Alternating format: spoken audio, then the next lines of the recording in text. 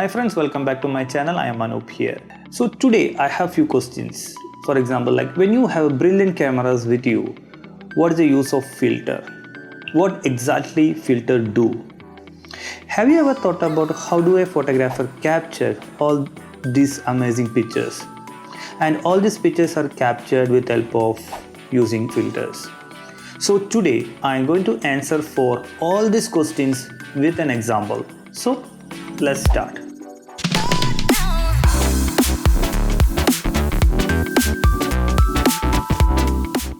Starting with filters. What do you mean by filters? Filter is a product. It's made up of piece of glass or resin and it's placed in front of your camera lens to protect or to control the light information entering to your camera sensor. And these filters comes in the different shapes, which includes circular or rectangular shapes. Also, different type of filters are available in the market based on your requirement. Example, UV filters and polarized filter, ND filters.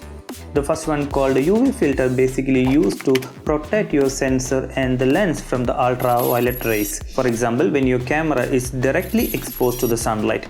Coming to the polarized filter, it will help you to avoid glare and reflection from your photographs. For example, the sky, water and the leaves can be easily produce the glare and reflections. Look at this video. In the video you can see the leaves having some kind of reflections. So that reflections can be avoided with help of polarized filter. Coming to the ND filter is nothing but neutral density filter.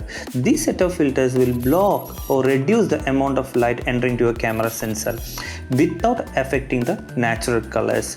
Only it will block the light information, and this set of filters are commonly used for landscape photography. For example, in the sun, during the sunset time, the sun and sky can produce lot of light information into the sensor, so that can be avoided or blocked with help of ND filters. So each ND filter is having its own power or own strength. This strength is measured as a stops. That means when you have more stops in the filter, then the filter doesn't allow much light entering to a camera sensor. But when you have less stops, your filter can allow some light information entering to a camera sensor. Based on the stops, there are different type of filters are available, like commonly used ND filters, normal ND filters and graduated ND filters. The normal ND filters darken the entire image. Coming to the graduated ND filters, it will block the light information of specific area of the image.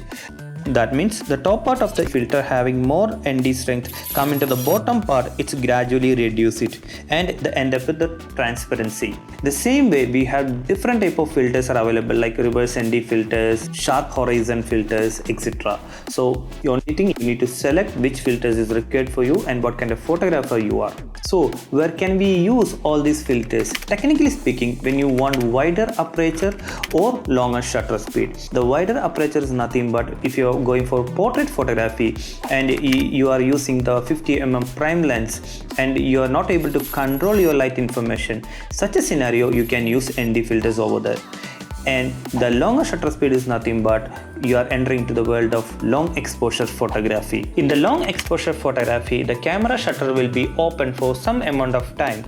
During that time, camera will capture all the information in the scene, and finally we will get some smooth effect or blurry effect in the subject or scene. The long exposure photography commonly used in the landscape photography, and that's what you're seeing right now. And all these images are captured with help of ND filters and the concept of long exposure photography. To get a better idea of long exposure photography and the usage of ND filter, I would like to show you one example over here.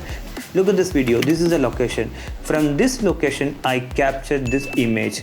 So here I'm going to divide this image into the two levels for the better understanding.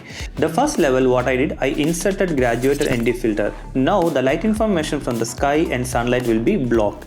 After that, to control the entire light information, I inserted one more filter of ND 10 stop. So the entire image light information is controlled. Finally what I did, I inserted polarized filter to avoid the glare and reflection from the water. And finally, with help of all these three filters, created this image. and these filters are connected with the help of adapter ring and filter holder. For that, first we need to find the camera lens filter size. After that, the same filter size adapter need to be mounted in front of your camera lens.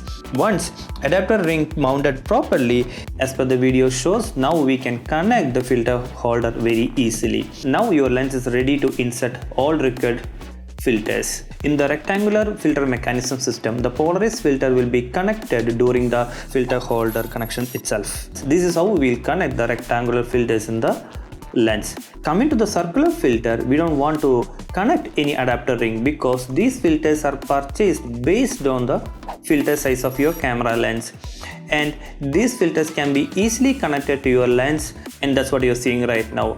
The same way you can connect multiple filters in the circular filters, and these are the some companies produce and distribute the filters worldwide, and these are the points I want to share with you today. And thank you so much for watching this video. I'll be back with another amazing video for you. See you. Bye.